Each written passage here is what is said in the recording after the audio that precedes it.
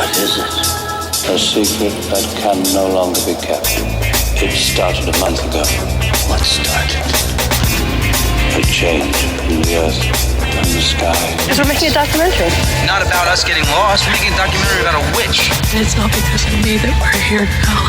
A life form is growing out of prebiotic fluid. It's not winding down into disorder. It's self-organizing. It's becoming something. What? I don't. Lost? Admit that first. No, I know we're not lost. Hey everyone, welcome back to another episode of Sleazoids, the podcast where we go down the rabbit hole of 20th century genre fare from the most influential canon classics to the trashiest exploitation films we can get our hands on and invite you to tag along in helping us create a canon of sleaze. Each week is a double feature grindhouse style where we discuss two films loosely related by subject, genre, actor, filmmaker, or franchise. And at the end of each episode, along with our honorary Sleazoids, which you can become by subscribing on Patreon. Help us out in these trying times. We decide on all the official ratings and rankings for every film that we cover. Patreon subscribers also get an on-air shout out and 2 bonus episodes every single month, which we have been doing for, I believe, over 2 years now. So there are 50 plus bonus episodes waiting for you guys. If you haven't made the jump yet, definitely consider doing that. Yes. And speaking of which, we do have a bunch of people to thank this week, and I just closed the tab on the list. So Perfect. I will be here in 2 seconds once we get this bad boy open again, because there was a lot of you actually. So I was impressed. All right, so we have Shaban Van Groen. We have Geronimo Covarrubias. Nice. All right. Drunk and Angry in all caps. We have Clint Dierker. We have Larry Brown, Tristan Sandler, Xian Singh, John Royal, and I think that's everyone. Nice. Thank you, guys. Yeah, thank you guys for signing up and getting all those bonus episodes. Hope you are enjoying them. We appreciate the support. And the other plug, as always, Apple Podcasts. If you guys are listening on Apple Podcasts, and I know that a lot of you are because I see the stats, scroll down to the very bottom there and give us a good old rating and review. It helps us find new listeners as we climb the ranks over on iTunes. But yeah, those are the plugs. Welcome back, guys. As always, I am your host, Josh Lewis, and joining me also, as always, my co-host, Jamie Miller. Welcome back. You might notice a slight delay in our rhythm this week because it is quarantine. They got us on lockdown. Yeah, and Jamie and I decided, you know what? This is going to be the first time ever we are going to record remotely. We think it should be fine, but normally Jamie and I can just get on an endless back and forth with no dead air. Yeah. That will not be happening today, most likely. Probably not, yeah. A lot of anticipating the other and all that. Yeah, I mean, it's rough times out there. I literally haven't left the apartment in like almost a week. A week now. When you guys are listening to this, I'll have pretty much almost been quarantined for 2 weeks. Paul Schrader is out here buying a shotgun and keeping it in the trunk of his car right now. It's true zombie apocalypse here without the zombies, which I'm disappointed about, to be honest. But what are you gonna do? Yeah. But 2 weeks ago, I think would have been the last time you guys heard with us before everyone went full quarantine mode, and we were talking with a friend of the show, Perry Rulland, who, as you know, being an encyclopedia of trash and transgressive cinema, he had to test us like every time. Yep. So he brought with him the 1930s Todd Browning film Freaks, which was a lot of fun to talk about. Great film. Yeah. But to keep in line with circus horror, he decided to also bring on an Uroguro film called Midori from 1992, which is just disgusting. Words can't even begin to describe. Yeah, it's just gross. Like candy-colored assault of sexual violence and perversion and body horror and just terrible time. So we liked it a lot. Pretty good film for the show. So if you guys haven't heard that episode, that was 2 weeks ago on every podcast listener of choice. But last week for the bonus episode, we went a little bit more lighthearted. Jamie and I had the chance to see Monty Python's The Meaning of Life on a 35mm print before they shut down the theater. Got it in there. And yeah, we got that watch in there, and it was a lot of fun. And we decided to do an episode on sketch comedy. So we did alongside Meaning of Life in honor of Terry Jones's recent passing. We also did the Zucker Brothers Kentucky Fried movie. Yeah, which we were a little lighter on compared to The Meaning of Life, but didn't laugh very much in Kentucky Fried movie in comparison to Meaning of Life, but still fun to talk about and had some moments. See what early 70s sketch comedy kind of looked like on a feature film level. Yeah. But that being said, again, that was last week's bonus episode, patreon.com/Sleazoids podcast for that one. But this week, we are going full apocalypse mode. It's time. It's suiting. We are feeling a little bit in the end times. We're feeling a little bit anxious. So we decided to have on our second returning guest, someone who came on, I want to say it was a year ago, maybe even over a year ago. It's like a year and a half, I think. Yeah. Yeah. But it was honestly, it's one of my personal favorite episodes that we've done, and we get a lot of compliments about that episode. We have brought back Esther Rosenfield. Esther, how are you doing? Hey, you know,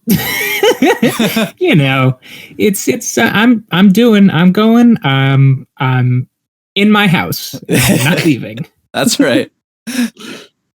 I feel like that's just the general vibe right now. Oh yeah. You ask anybody. Everyone's a little on edge. Everyone's a little uncertain. So it feels like the perfect time to talk about the end of the world and the devil.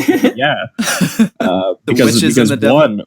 One is literal apocalypse of confusion, and the other one is very social breakdown in close proximity. Yeah. So, but that being said, we will have, as we do, we have the guest bring on the episode. So, Esther, which two films have you brought with you this week, and why do they pair together?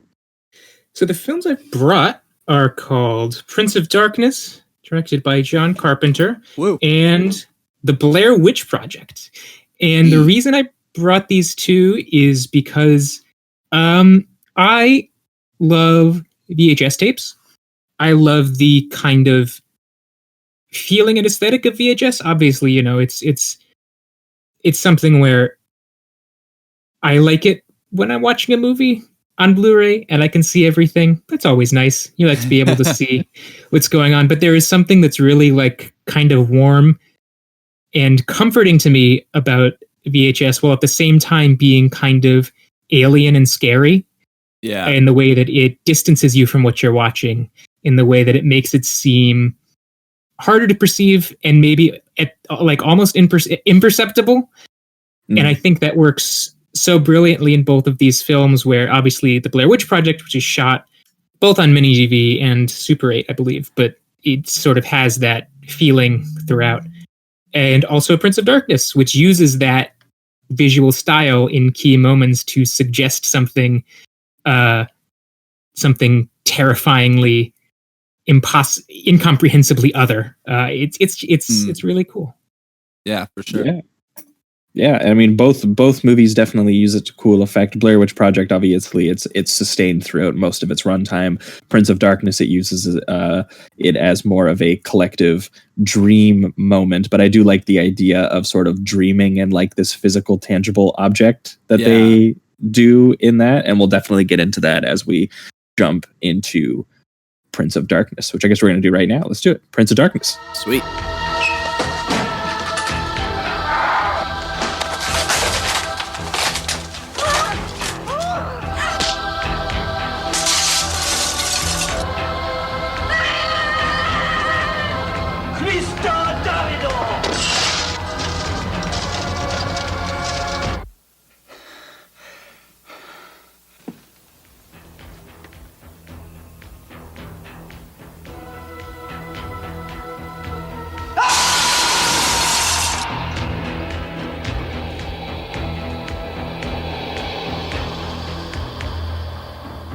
All right, we are talking Prince of Darkness, the 1987 American supernatural horror film, directed, written, and scored, obviously, by John Carpenter. The film has many returning actors of John Carpenter, including Donald Pleasance, who we've talked about a lot on the show, and even outside of his John Carpenter films. One of our favorite performances of him was Wake and Fright. Oh, yeah. Yeah, really good. But also Victor Wong, who's appeared in a couple. And this film is the second installment in what Carpenter has referred to consistently as his Apocalypse trilogy. The first film obviously being The Thing, and the third one being In the Mouth of Madness. Oh, we haven't covered that one yet. We have not covered In the Mouth of Madness, but now we've done it. So we've done The Thing. We're going to do Prince of Darkness. So In the Mouth of Madness is next. We'll get there. Beautiful. I'm excited. But all three films definitely share a sort of Lovecraftian sense of cosmic horror, of the unknowable, the intangible. And obviously we talked about that a lot when we did our episode on The Thing a year or two back.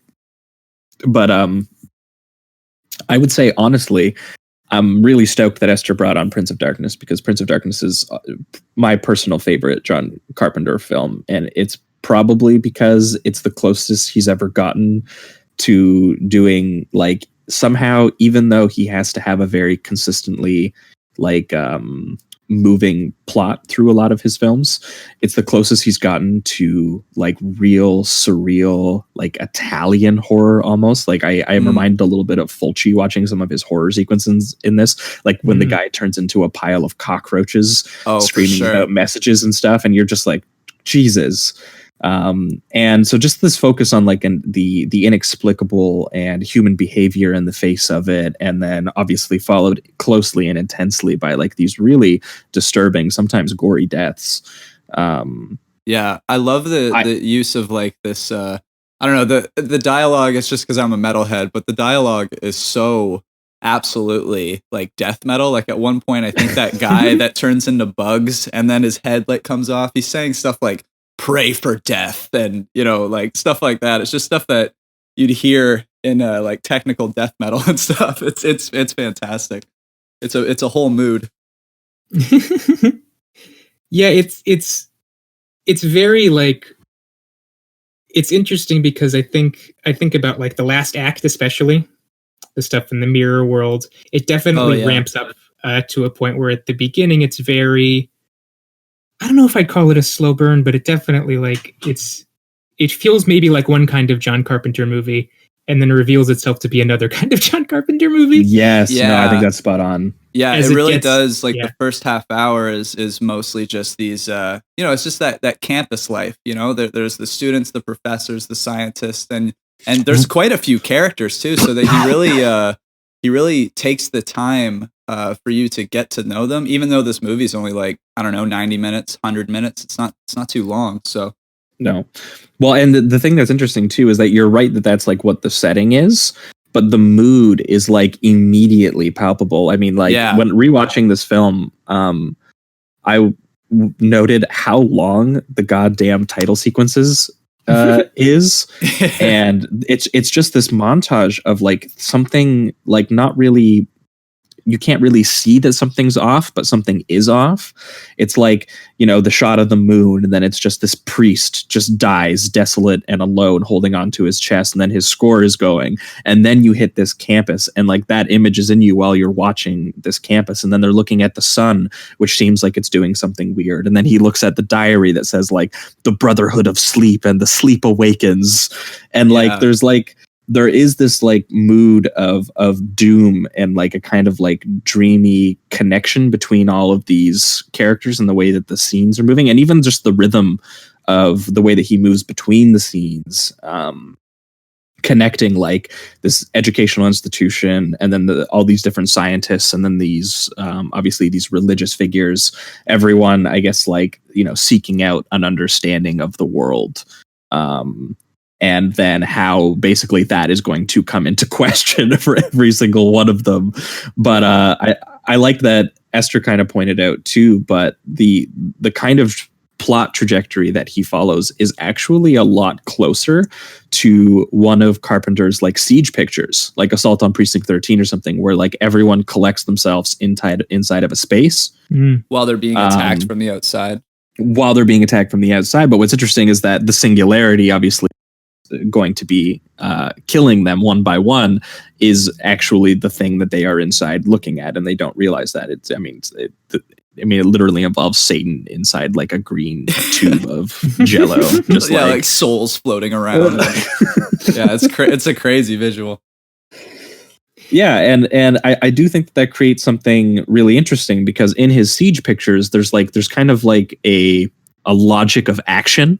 I mean, we've talked about Assault on Precinct 13. We've talked about other siege pictures. There is like a characters reacting to a physical threat and making decisions. And then John Carpenter heightens that by making these people very knowledgeable people, people who understand the physical plane of existence and science, and then people who are in tune with the more spiritual realm. And then how basically the titular Prince of Darkness on every single level disrupts everything that those people believe in, while also destroying their fleshy bodies. Yeah, I love how there's like a science to the evil, like to the spirituality. Like, for instance, just like we were saying, the canister with the liquid, like that's a physical thing, you know. And every time that someone is sprayed with it, that's them kind of transferring that evil over. And I just find it even you know, I mean, it's more towards the end, but even when you know, the devil's trying to be unleashed, there's a whole plan in order for that to happen. Like, there's a science to it, and I found that pretty fascinating. That it's not just magic, you know, like there were actually steps to be taken. Well, I mean, Victor Wong basically kind of like sets the tone of what's going to happen to them, like very early on in the film, when he does that lecture that he's doing on the idea that, like, you know, nature is solid and time is a constant. And he's talking about matter, and he says something like there's something about truth in flesh and the solid ground, that even though wind is like invisible, it's still real. And so he's making a distinction between like the actual world and the things that are tangible, right? Which becomes like obviously really fucking important to where this kind of ends up going. And he talks about like cause and effect, like fruit rotting, water flowing, that kind of stuff. And I think he ends that thing by saying goodbye to classical reality, because our logic collapses on a subatomic level into ghosts and shadows. Yeah. And like that's again in the opening like title sequences of the film that he's saying this. Yeah, I think he even mentioned something like there is order, but it's not what we perceive it to be as well. So all these, I love his character, because it really does set up the perfect you know, explanation for the cross between the science and then the religious. It's really, really good. Yeah, because they're just two forms of you know, I would say us, humanity, trying to make sense of, you know, the things that are around us. And what's interesting is that Prince of Darkness is among Carpenter's most nihilistic films, simply because he kind of comes to the conclusion that even with both of those working in tandem, you still won't understand what the fuck is happening to you.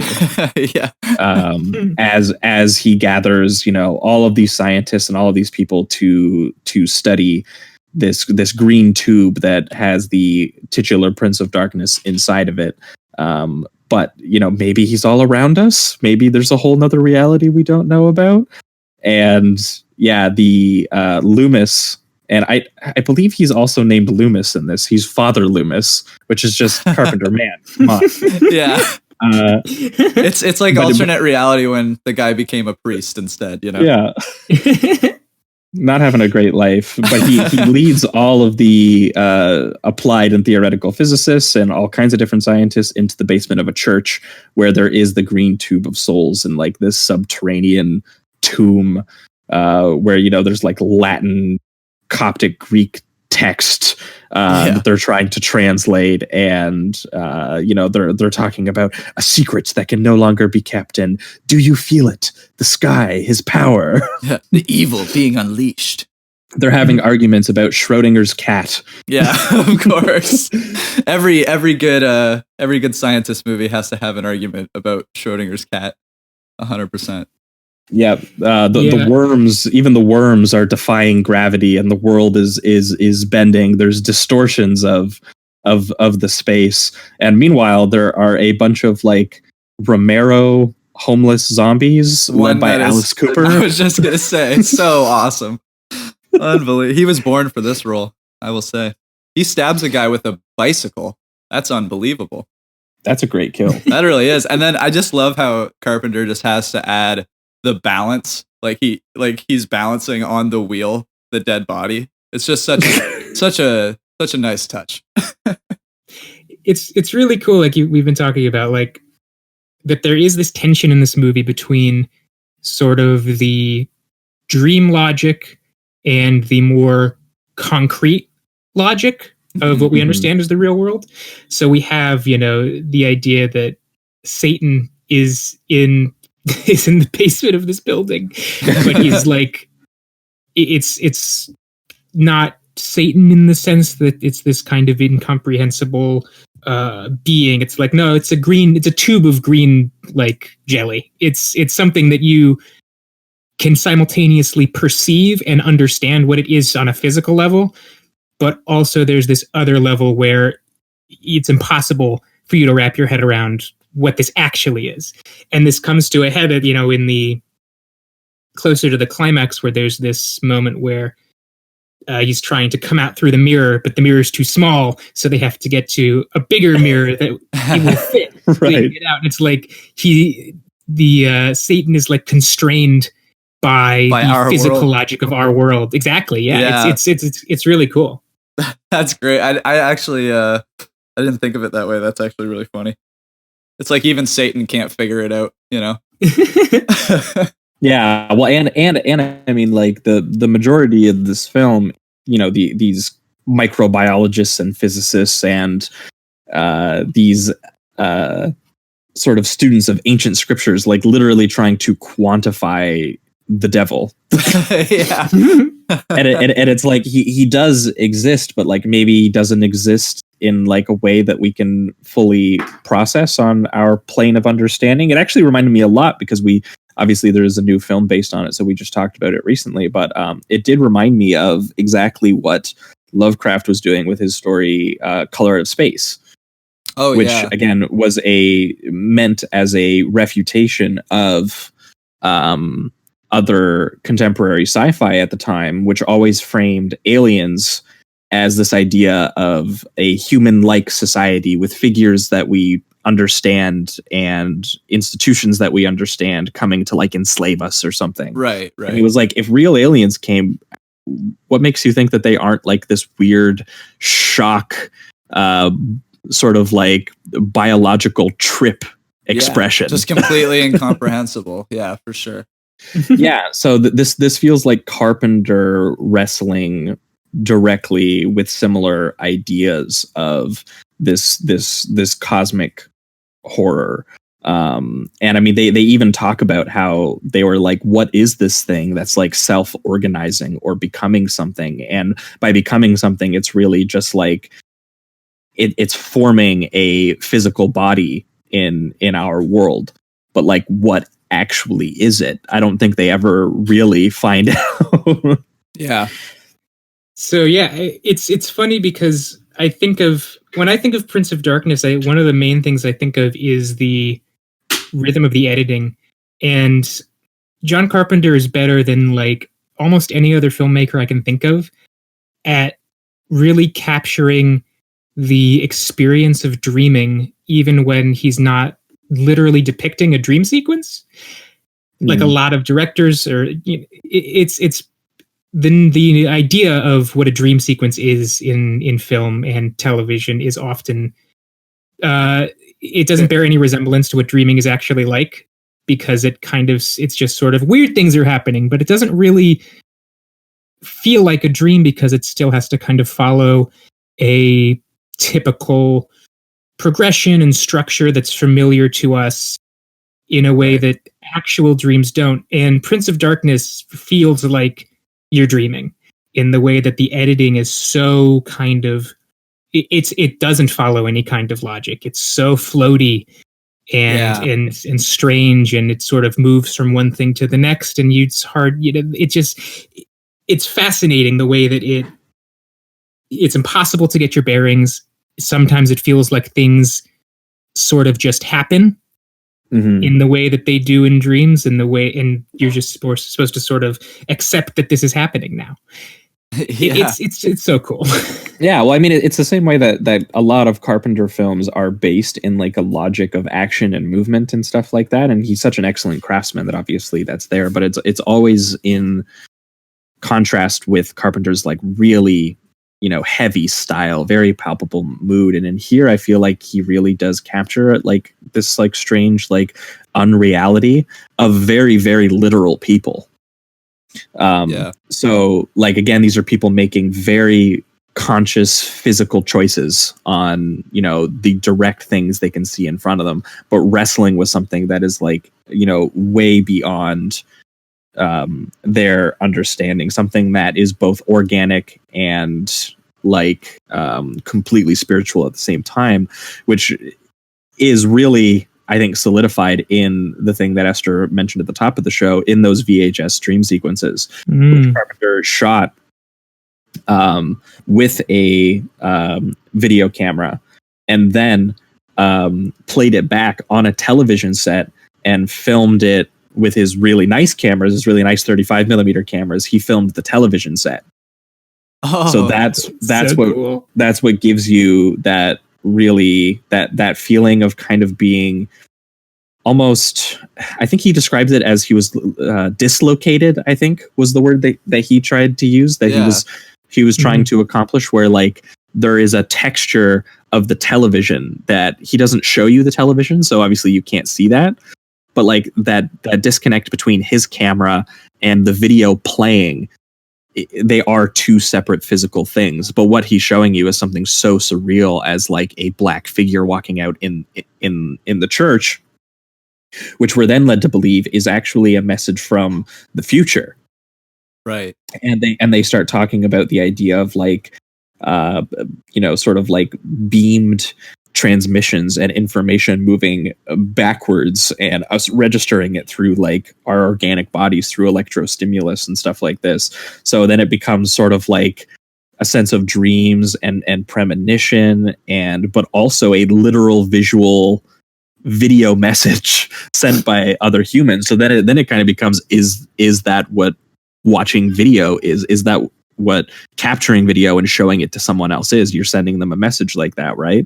Yeah. So it's really interesting. Again, he never sort of explicates on this literally, but just in his actual style and his form, that's what he gets me thinking about. And then he gets into the surreal horror sequences where, again, people are turning into cockroaches, people are decapitating people. One dude is just singing Amazing Grace before he slits his own throat with like a wooden piece of wood. Oh my god. By the way, I wanted to say his performance is fantastic. Like when he starts to break down, he's got this look because he's constantly like hysterically laughing, but his eyes just scream sadness and like he's just going insane. And yeah, I just wanted to point out that guy's performance is really unreal when things start to break down. Also, I wanted to mention, what do you guys think of the humor that's pretty much throughout this entire thing, which I found I thought mostly with John Carpenter, he kind of like sets up some humorous characters, and then as it goes as the movie progresses, it kind of goes away. But like you have that one guy doing quips even while this girl's face is completely deteriorating. She's turning into the devil himself, and she's got mind powers, and he's trapped in a closet, and he's still like, making the joke about the Asian lady and all that stuff. So I was just like, honestly, it just reminded me of going to college. Hell yeah, absolutely. I just found it interesting because like it was reminding me a bit of like Christine in tone a little bit, just because you had your horror elements, But then the quips were still kind of there. With a couple right, characters. But see, it's interesting because like less near the end with the Christine, obviously. Well, and I was gonna say like I don't find it like I don't find a lot of his jokes like actually that funny. I think it's more like he just thinks that they're really funny, and like no one else even finds them funny either. They're like, dude, like absolutely, like they're supposed to be totally lame jokes because it's mostly Dennis Dunn's character. You think it's probably his character just trying to deal with the situation. That's kind of how you read it. Because like no one else in the movie really does it. Yeah, it's really just this one guy. And I just find it amazing that he constantly does it. He never stops. Like as far as like looking go. He's looking at someone he knows like being covered in boils and having their skin ripped off. Yeah, and, like her stomach is growing a 6 foot like giant blister. Oh man, it was that part. I guess was kind of funny to me. It's just his lack of like taking it seriously, even at that point. Yeah, even after they've had like their friends like turning into monsters and like relaying messages about how like what is he's like, I've got a message for you and you're not gonna like it, and then he says pray for death. But they've also been getting like text messages of like, this is not a dream, you will not be saved. Like I live the beast is unleashed, stuff like that. It's just crazy. Yeah, and as soon as he hits like that really surreal like Italian horror surrealism, horror sequencing in that last act, and then they get into the mirror world stuff. Like for me, that's just genuinely some of the scariest stuff that Carpenter has ever shot, even if it's not as like gory as someone like Fulci, or if it's not even as some of the imagery really disturbs me. Like even just the shot of like Satan's arm being pulled through the mirror. That's one of my favorites for sure, because it's just the detail of just a giant red veiny hand with like the black nails and everything. It was just enough to visualize this like 12-foot giant beast from hell, and it's fantastic. Also, the shot of it's like this amazing surreal shot where it's in the mirror world, and it's the shot of I think it's Catherine, and it's her just reaching for the mirror right before the lights go out, and then it's so just it's so creepy. It's unbelievable. Yeah, because in order to save everyone, she pushes tackles she tackles the one girl who is being possessed or being mind controlled by Satan to help Satan leave. And so she pushes her through the mirror, and then once they all make it through the mirror, that's when Loomis throws like a fire axe at it. And just watching a priest throw a fire axe at a mirror that just had Satan come out of it is just like it's so absurd when you say it out loud, but when you're watching it, like it is serious, and it's very disturbing. And then but that shot where before the axe hits the mirror and she is just drowned in like this black abyss, and she's reaching back towards the light, dead. And then the light just goes out because the mirror shatters, and they've disabled Satan's entry point into the real world, supposedly. Like just on like a literal plot level, that is scary. And then in the context of all of these, people of science and people of spirituality being like, what the fuck? The people the most ready to be engaged with what's happening in front of their eyes, and they're like, I have no idea what's happening. So it's scary on that level. And then Carpenter doesn't even let you escape from there, because even just the knowledge that something is out there just torments this main guy all the way until the final image of the film. I mean, I think there's something incredibly scary about seeing, even if it's only a couple seconds and it's not even detailed, you just see a mirror and then a blackness that has just water. There's something about that kind of an abyss that represents where all evil lies. That's just so scary to me. So yeah, it's very effective. Yeah, and then obviously everyone sharing the collective dream, because it goes back to the dream imagery where he's having a dream, but he's instead seeing Catherine now as the shadowy figure coming out. But by the way, I realized also in that scene that you can hear the dialogue in the transmission near the end, and they are transmitting from the year 1999. Mm-hmm. Oh, really? Which, do you know what movie came out in the year 1999? Is it Blair Witch Project? Oh. To be honest, I thought you were going to say In the Mouth of Madness because of the trilogy. I was like, no. He set it up years before, a decade before. No, Esther set it up. It was my master plan all along. That's awesome. That is awesome. But yeah, I gotta say, like, if we're pivoting towards the reductive rating round, like I really love this film.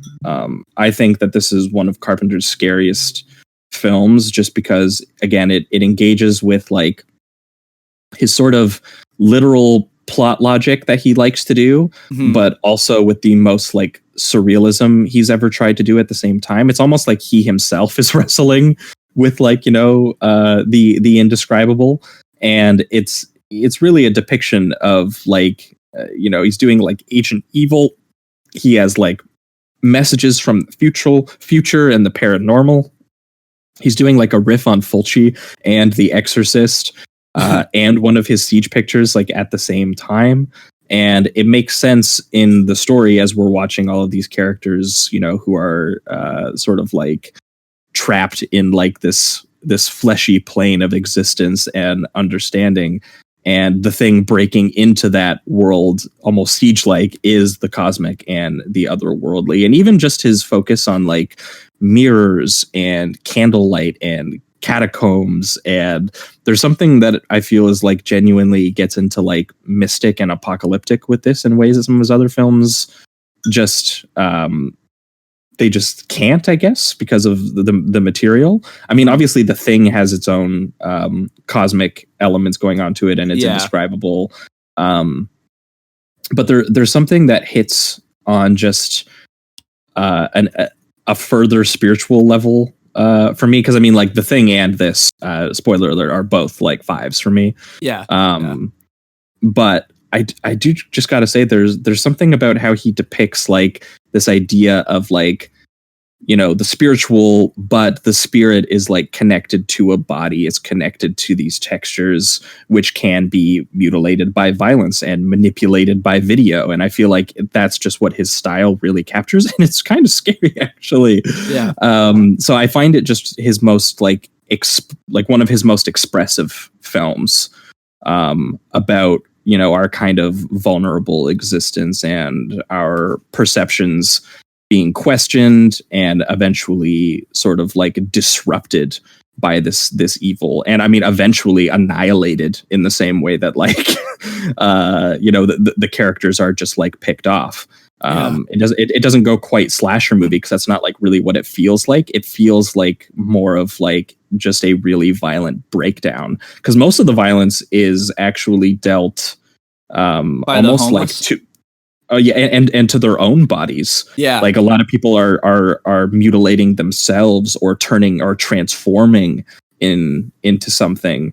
So it's really like, again, an evil that exists sort of like not just beyond our reach, but like our imagination. And the way that he also does that in a way that suggests that, there's not really much hope. There's not a lot of salvation that you're going to find. It can't be stopped, and you won't understand it. Something I found funny. Well, good luck. Something I found funny that Loomis says. By the way, I'm gonna give it a 4. It's a very, very high 4. I think this is a fantastic Carpenter film. But I love how Loomis, I think he says something at the end where he's like, "Through the grace of God, I stopped it." And I'm just kind of like, after all this that you went through, I just don't think I just don't think, one, it was you, and two, I don't know if God had a lot to do with this one, So I just find it funny that his character was still like, after all of this experience, after seeing all the destruction and kind of what even their curiosity brought them, because I mean, without them diving into this, I'm not sure if it would have been unleashed. So I just found that interesting to his character. Yeah, again, I feel like it's just like a coping thing. Yeah. It's literally just like he reverts back to his understanding because before he's super pissed that they actually mention the idea of like Catholicism like selling people a story about how Satan isn't really real. He's just this thing that lives inside of us that we need to, atone for. We need to right. It's like your own personal sins rather than this tangible thing that is out to get you. Exactly. And then all of a sudden he's just, his whole world is shattered that the Catholic Church actually hid the literal physical Satan in a basement. In a basement. When you say it so literally like that, that's fantastic. Well, that's just it. Like it's so like conceptually silly. So it's a real testament to Carpenter's craft that like this is actually like you take this, it has seriously. A severe, a severity to it and a danger to it that is genuinely palpable. And again, having this idea of like theoretical physics and like, matter and antimatter existence, creation, destruction, and all of this stuff that he fits into it. It's really fascinating. Yeah. And the last thing I want to mention is just the that final shot is unbelievably scary. Just this kind of like, because he brings this thought of he sets up this imagery of the mirror and what it represents, this kind of portal to the other side, and this mix of knowing and unknowing, and then just to end your film with him a centimeter away from the answers, and then just cut away and give you nothing is just fuck you, and also God bless you, John Carpenter. Yeah, and I love too that he has that dream, and then he realizes he wakes up beside her, and then it's like a dream within a dream, and then he wakes up and he's super sweaty, and he's like touching his sweaty face and then reaching out to touch the mirror. So it's highlighting his body's tangibility right before he goes to reach out to touch the mirror, and cuts away before he can touch the mirror, because you have no idea if he's traumatized and that's what's doing this to him, which is very possible, or if he's having another connected dream sequence, another moment, exactly. Yeah, that other people could be experiencing too. Yeah, Prince of Darkness is one of my favorite films of all time. It's amazing. It really like captures things like particular interests of mine, especially when it comes to horror, that not a lot of movies do. Particularly the VHS stuff. So it's an easy 5 for me. I love it very dearly. Beautiful. Oh yeah. Also, one weird moment that I forgot to mention. The one girl who gets a bruise in the shape of a cross on her arm, and it's like, yeah, it's fine. Oh yeah, I love that, because like at first it does look like a bruise, and then at a certain point I'm like, that is just so obviously something else, girl. Come on. All right. Well, I think that will wrap it up for Prince of Darkness there. We are going to be right back, and we are going to be talking about the Blair Witch Project. Oh, yeah. I know we're not lost. They're all over the place. Well, how do we know it was people? Well, even if it wasn't, I'm not going to play with that either. And it's all because of me that we're here now. Hungry and cold and hunted. Just want to apologize to Mike's mom and Josh's mom and my mom. Tell me where you are, John!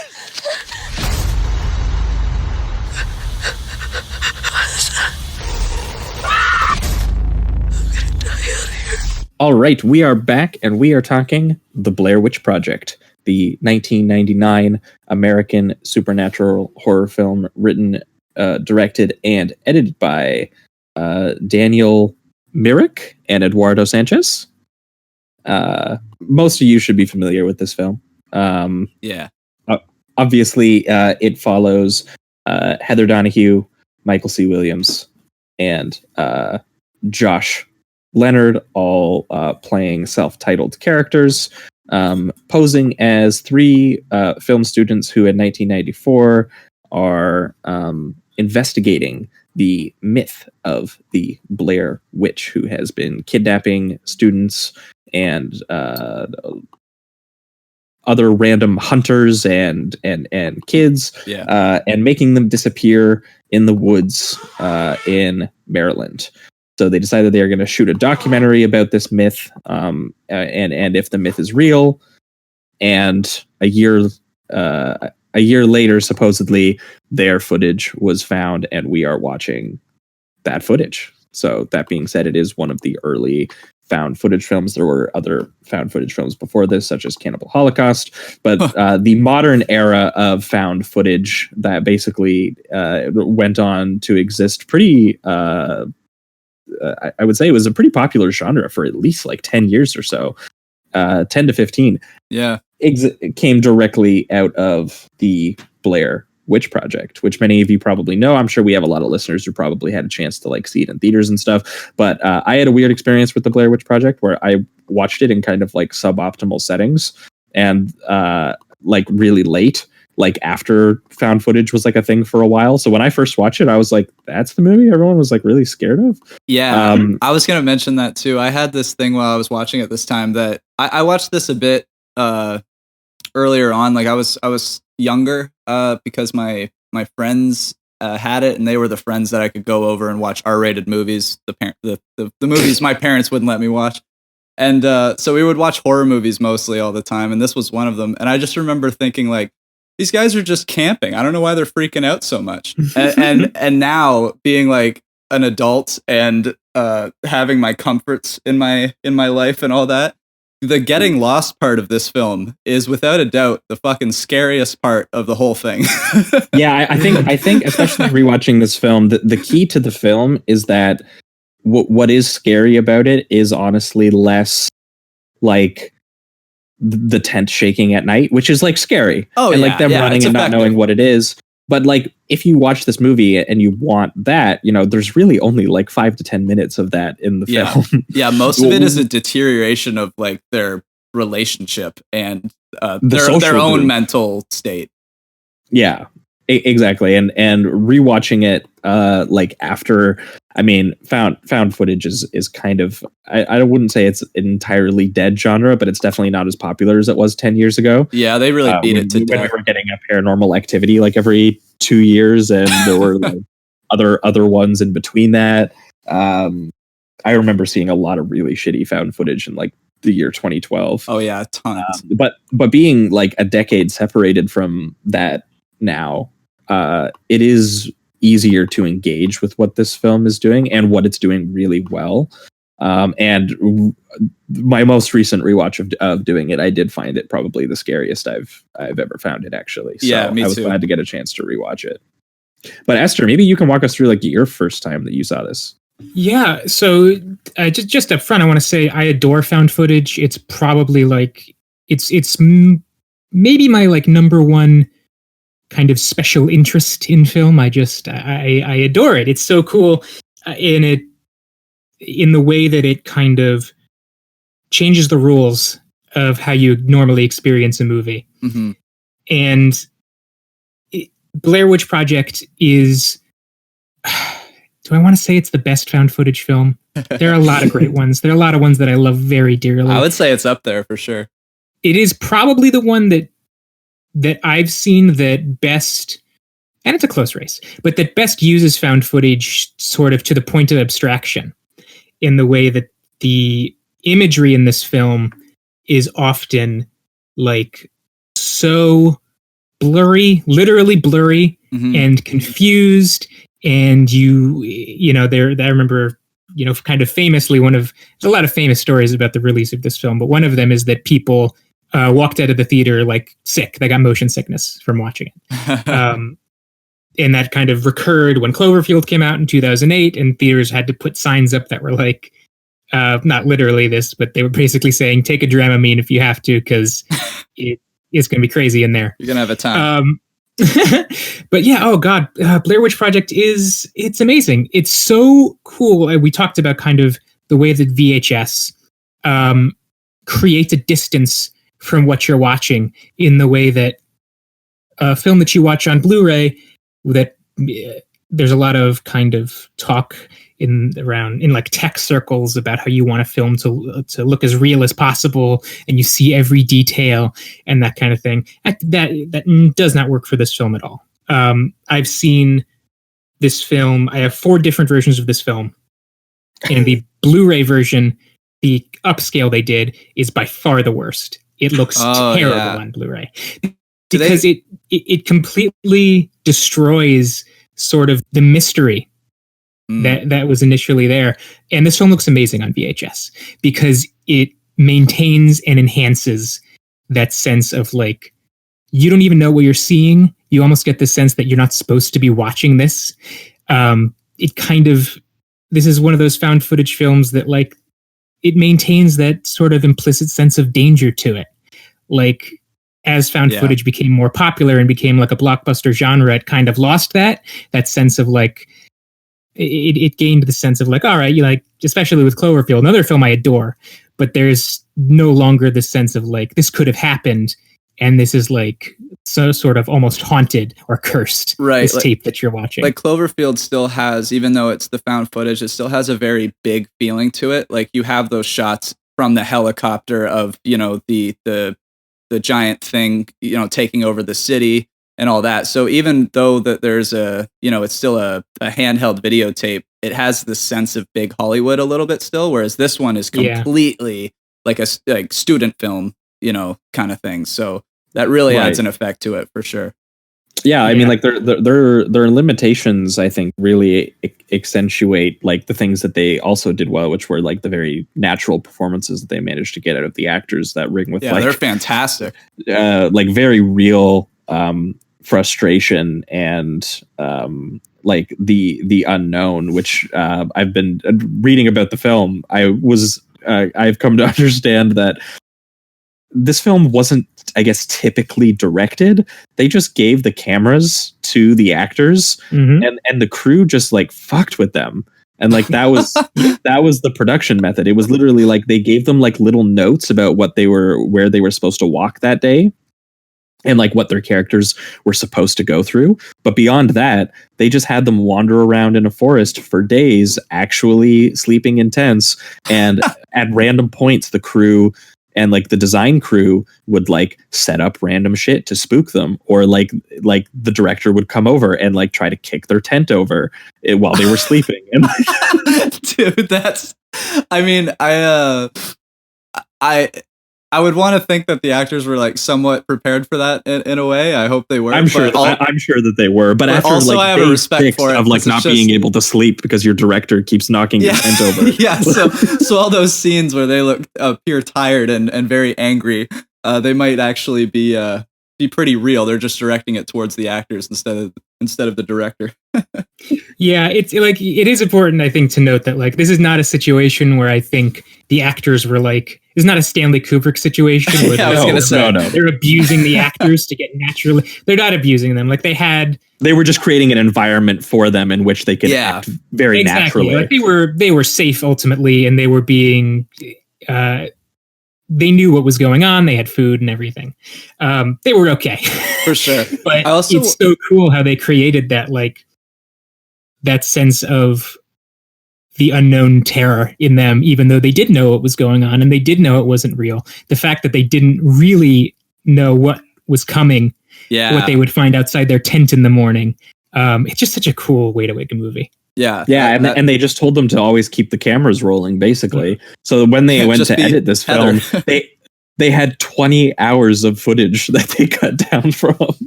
I gotta say too, I think it's very smart that they started to incorporate the camera itself as like a device for them to kind of destroy their relationship. Like as things are going down, Heather just refuses to stop, because eventually she tells them it's all she has at this point, because they're lost and they have nothing else going for them. But I love that they actually start to talk about the camera itself. Like, why are you even filming this? And I just think at that point for VHS films like this, that's very smart to bring that up, because eventually that question has to pop in your head. Like, why are you even recording this? Like, just survive, you know?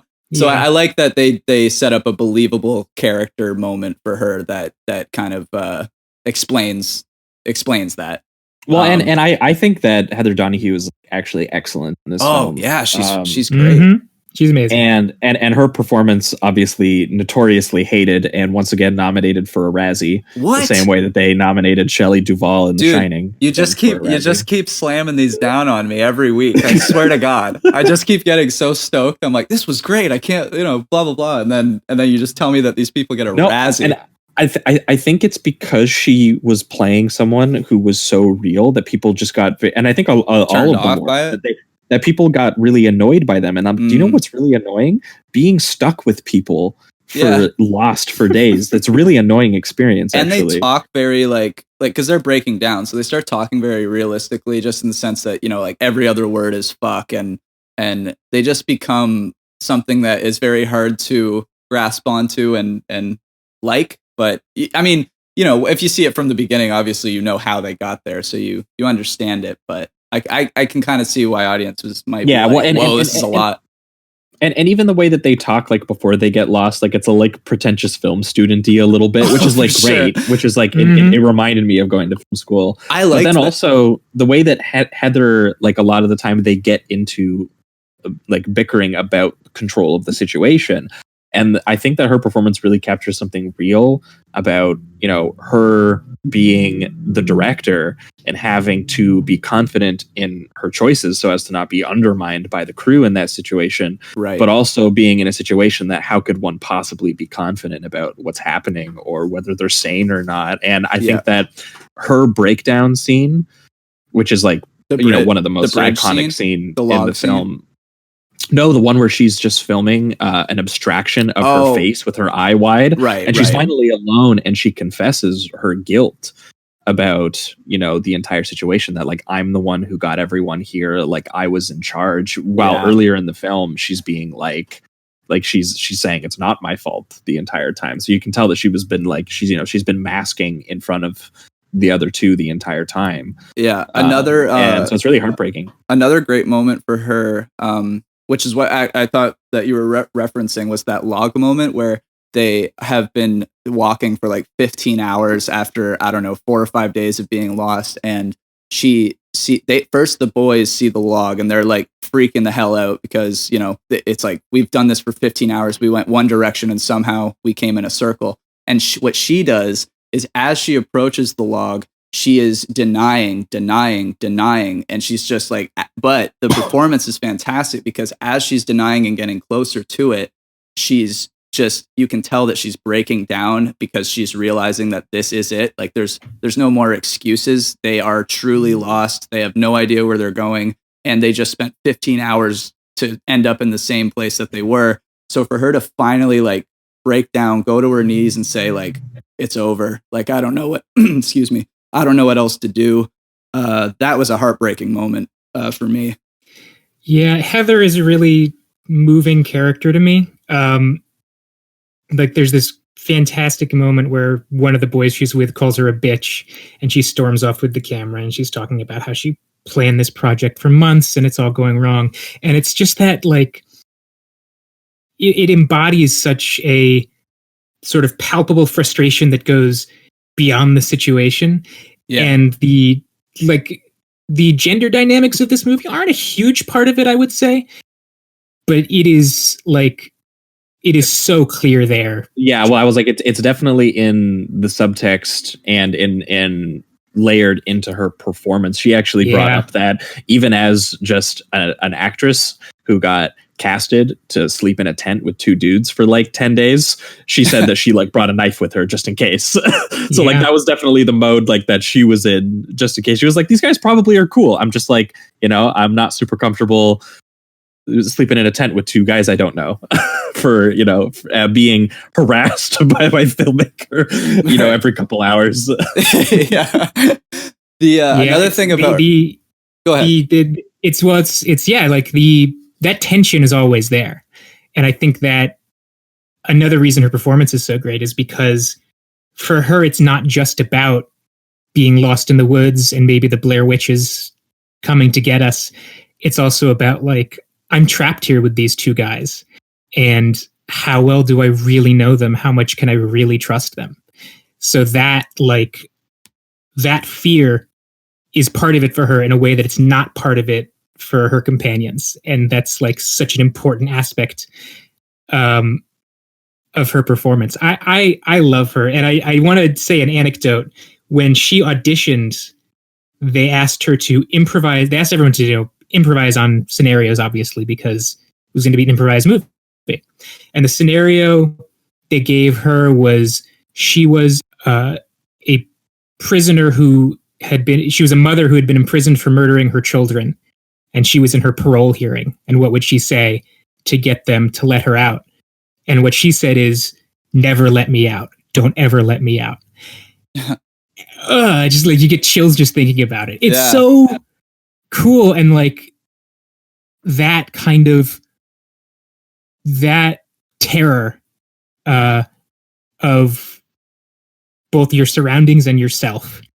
I think you really see that in her performance. It's I could go on for days about her. And also, by the way, now she grows weed, so she's very cool. She is very cool. Another thing about her that I really enjoyed was the difference between her playing the true self Heather and then her like hostess Heather, where the camera goes on and she almost she gets all kind of like prestigious and almost, in my opinion, I think she was even adding a bit of an accent when she was doing the host thing. And I really loved seeing those differences because, you'd have a scene where, they were kind of just more natural. They were just kind of hanging out, saying whatever, making jokes. Like it highlights like how raw their actual performances are. Right. Like the characters that they're supposedly playing. Right. And then how seriously she takes it when the cameras go on and she's playing the host of the documentary. I thought those subtle differences were really interesting too. So yeah, Heather is fantastic. There's like the performative self on the camera, and then there's the real person who, in this case, in this film, is behind the camera. Right, and then that mixes into her kind of putting on a performance for them as they're getting lost, and she's not letting them know exactly because she wants to get the footage and all that. So it's very layered. Her character, especially.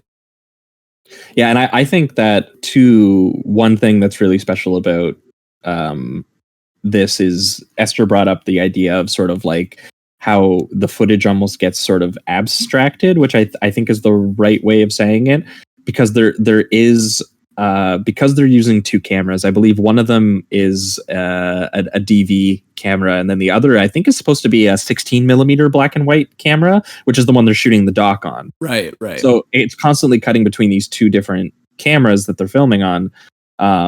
One of slightly higher quality than the other one, but then they're also recording on a DAT device and recording, I think, also on one of the cameras at the same time.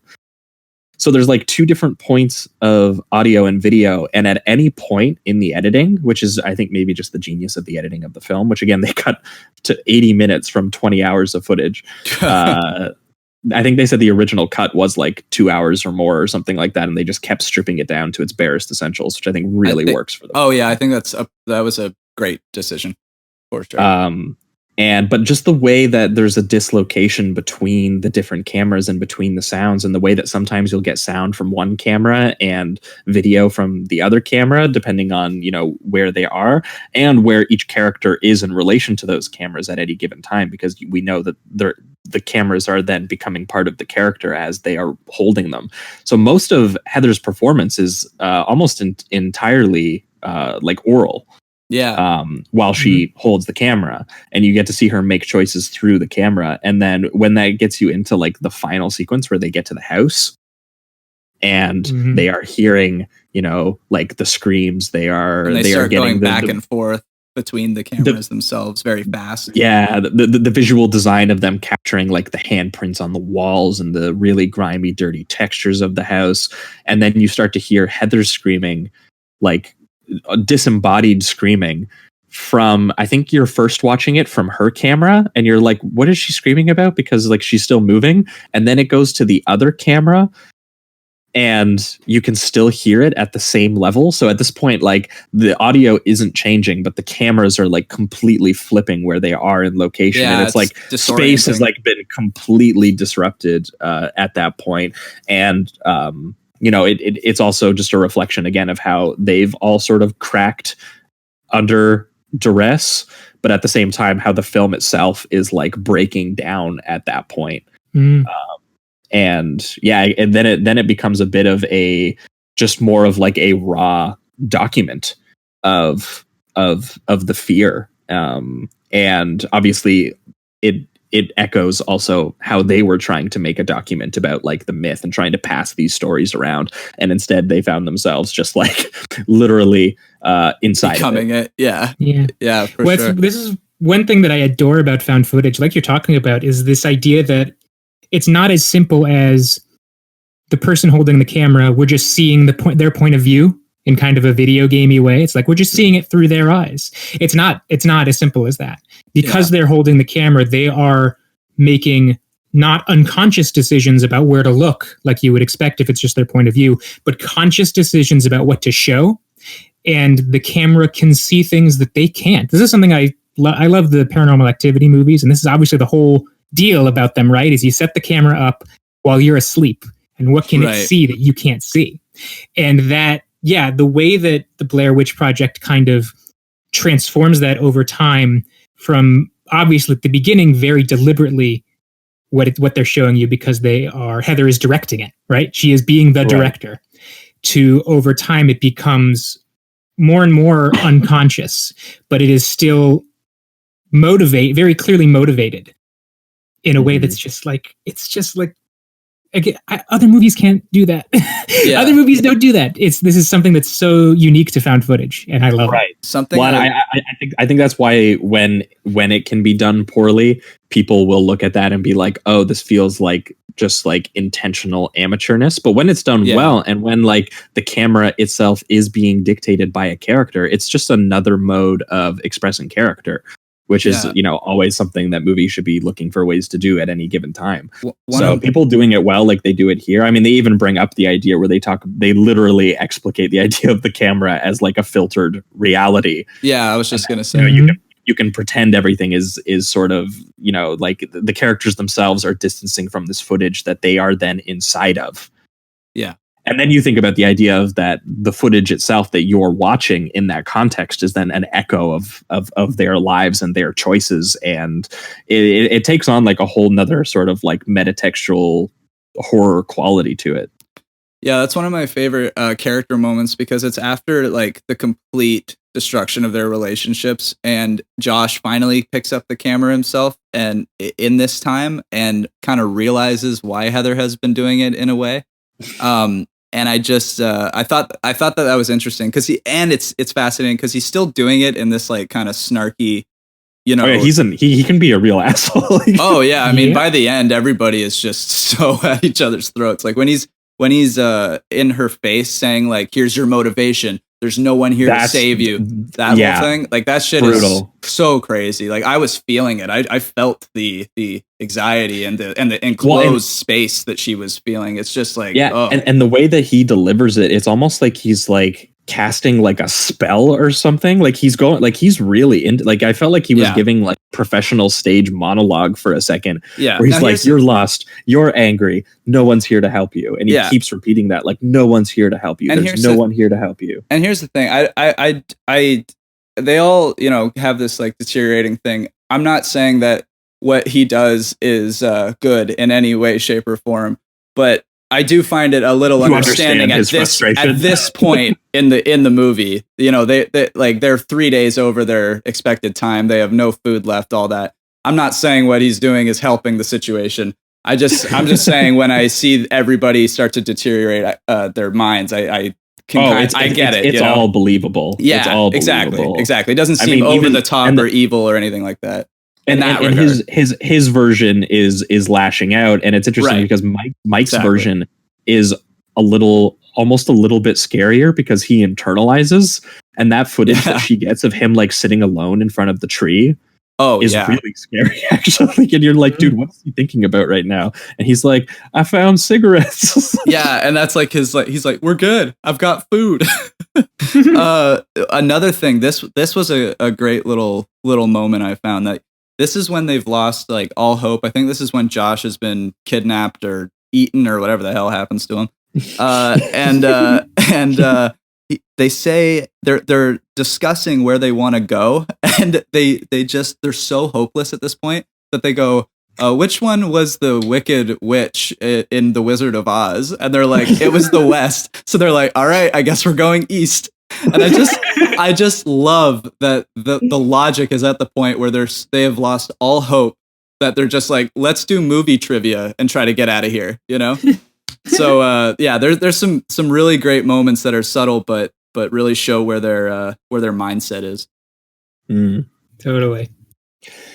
Yeah, pivoting towards the reductive brain round. This one gets a really solid to high 4 from me for I think everything that we've already mentioned for the most part. But I do think that rewatching it this time, I was able to sort of get the metatextual horror of it a little bit more. I do need to really sit down and have like that dark basement viewing of like a VHS copy. I feel like to really get the full experience out of it. Hell yeah. But I do think that there is something unique that it captures about almost the film itself being of like a physical record of psychological like annihilation, basically. and that these characters' lives and psyches are echoing through like this very sort of grainy, distanced world, almost sort of similar to what we were talking about with the shared dream in Prince of Darkness.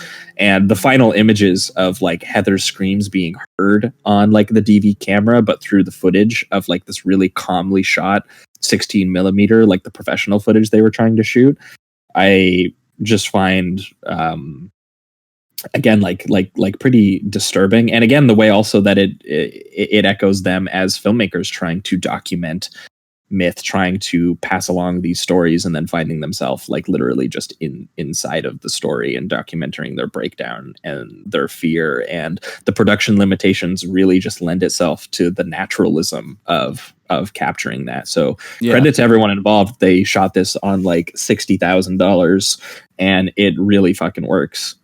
Yeah, it's fantastic. I'm also gonna 4 it.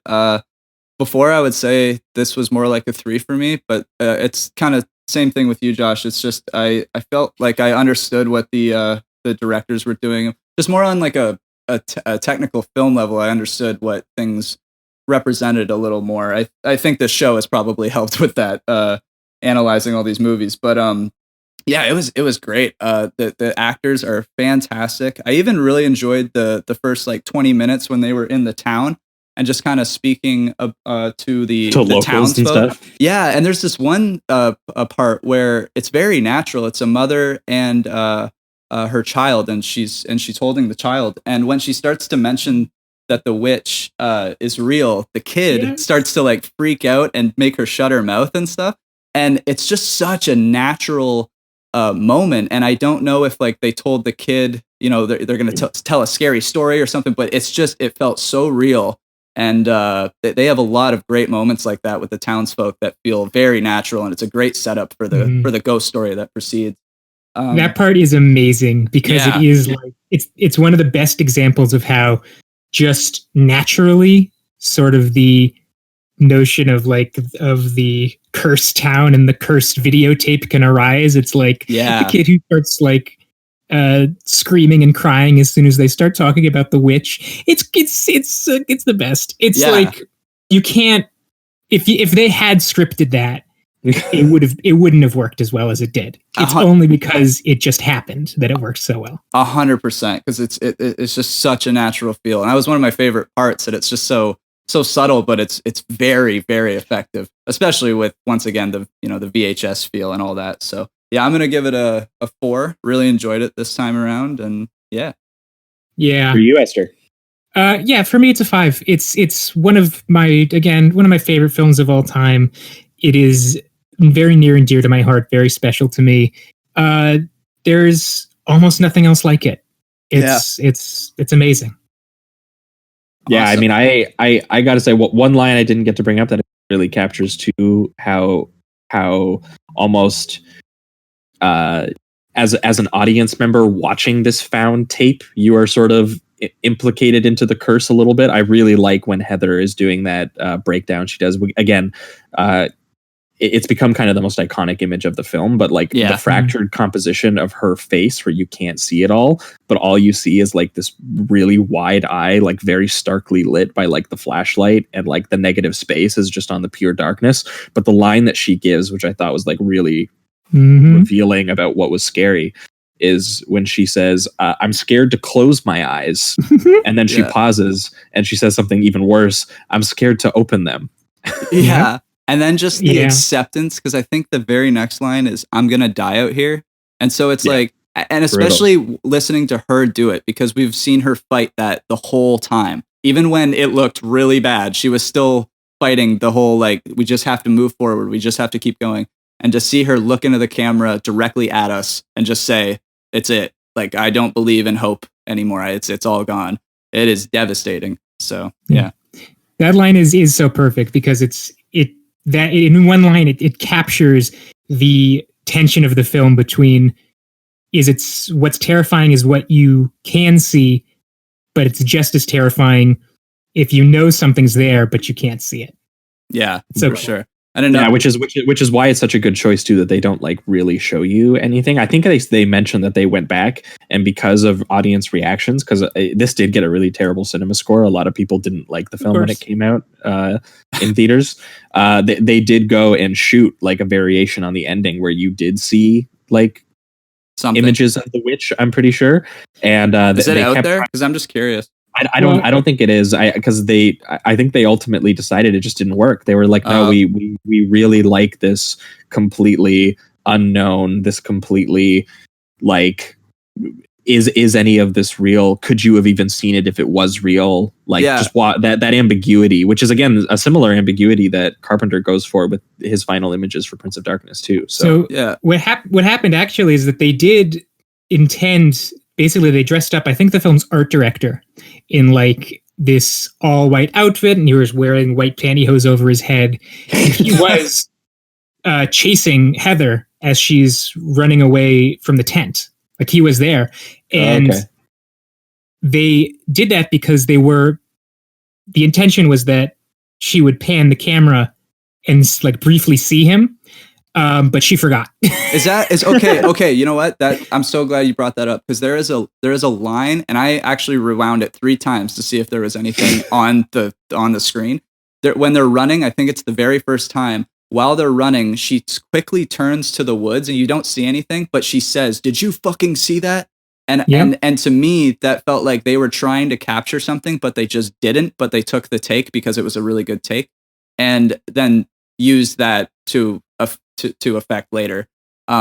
So was that the scene possibly? Yeah, that would have been the scene. I think it almost certainly was. Yeah, it's just like the spontaneity of this movie creating these beautiful, perfect moments. Yeah. If that had gone according to plan, the movie would be lesser for it. Like, I think undeniably. I agree. It's perfect. Yeah, because I mean, it caused me to be so curious that I rewound it to see if I could see anything, and then it has that effect of like, I'm like investigating a VHS tape to see if I can see the ghost or whatever, it's like, there's some layers here. It's very interesting. Yeah. And one thing I wanted to say, just before we head out here, another just really effective line I thought was when they were like, did you hear that fucking baby screaming? And just to the visual of like, you're in the middle of Lost Woods and you're hearing a baby scream for no reason. That truly is like a complete loss of innocence and just evil. And I thought that was very effective as well. Yeah. Very subtle things that work really well with this film. Hell yeah. All right. Well, that will, I think, wrap it up for this week's episode. That was Prince of Darkness, 1987, and the Blair Witch Project, 1999. Thanks so much, Esther, for bringing these films with you this week. If you've got anything to plug, this is the place to do it. Yeah. Well, thank you so much for having me first. I love being on here. Love this show. I had a blast. Thank you. If you want to follow me on Twitter. I am at Esther on Film, ESTHER on Film, and you can get my links to all my stuff, like my Patreon, which you should pay for in this precarious time, particularly. And you can read all my stuff, EstherOnFilm.com. And and I might even have a podcast project of my own coming up that I can't talk about. Ooh, nice. That is where that's where you'll hear about it. Well, if you're ever looking for guests, let us know. Yeah, for sure. All right. For our listeners, we're going to be back in 1 week's time with an episode that seems a little tasteless now because the situation was a little less serious when we decided on this episode. We're Sleazoids. Yeah. So we were a little salty a few weeks back when they canceled Bond before the whole situation broke out, and because we had a whole Bond episode planned, we were going to do I think we were going to do Goldfinger and From Russia with Love or something, and we had to push that episode back because they moved the Bond movie all the way back to later in the year. But now, since that happened, we don't know if there's ever any new movies coming out again. We don't know if the world's ending, so we can't be particularly salty at the Bond film anymore. But either way, we replaced that episode last minute with viral disease horror, just to get everybody in the right mindset, you know. So, being good young Canadian boys here, we got to do another Dave episode. We pretty much owe him an episode every year. So we are going to be doing, I believe, what are his first two films. We are going to be doing 1975 Shivers, which is a bit of a sexual a disease that they say is an aphrodisiac and a venereal parasite at the same time. Definitely is. And yeah, it's basically viral horror, but what if the virus was the sexual revolution of the 60s? And then we have Rabid from 1977, which weirdly enough basically has the exact same premise, except it has an armpit penis monster that attacks people. And played by a adult actress, too. Yes, that actress was supposed to be Sissy Spacek, according to David Crow. Oh, yeah, I think I read that. But he was, you know what? I like Marilyn Chambers. I haven't seen any of her adult films. I swear it. I swear I haven't. But I'm casting her as the lead of my film.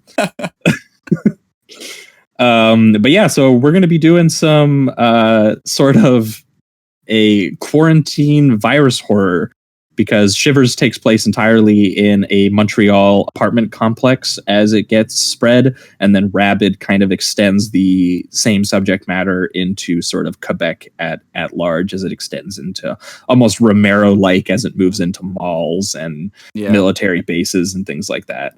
But after that, we are going to be back with another free episode with a guest, where for the second week in a row, we are going to do another massive heavy hitter.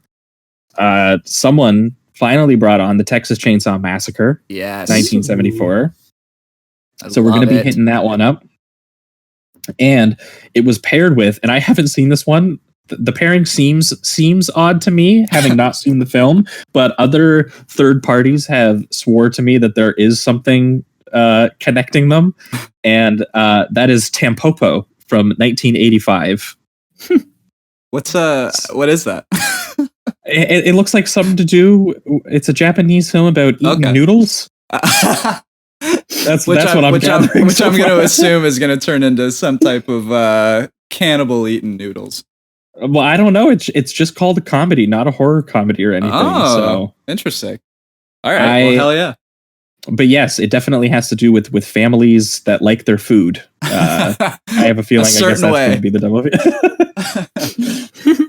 So that will be the double feature in 2 weeks' time. Cool. That being said, I think that will wrap it up for this week's episode. Thanks so much for listening, and keep it sleazy. Keep it sleazy.